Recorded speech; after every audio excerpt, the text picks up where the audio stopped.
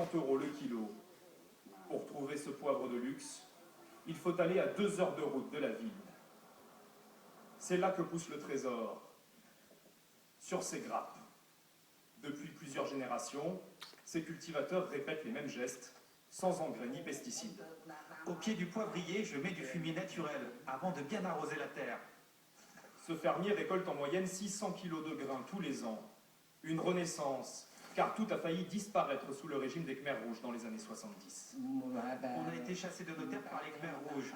Quand on est revenu au bout de 10 ans, tout était envahi par la végétation.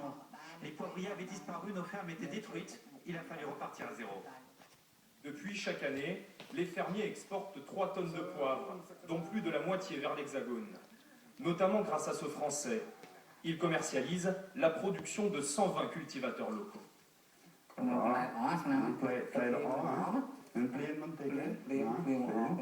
Dis donc, les grains sont beaux. Oui, cette année, il a bien plu. On va avoir une meilleure récolte que l'année dernière.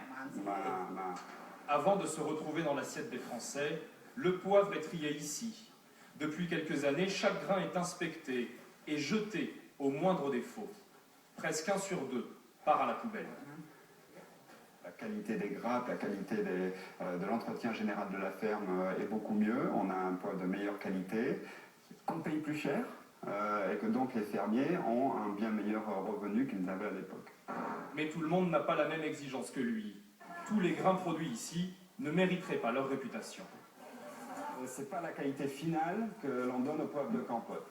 Rien que le fait qu'il y ait autant de grains moisis, c'est pas conforme à la qualité qu'on voudrait, telle qu'elle est décrite par le cahier des charges. Malgré ces imperfections, chaque année, les producteurs de Campote exportent toujours plus de poivre dans le monde entier. Dans l'actualité également,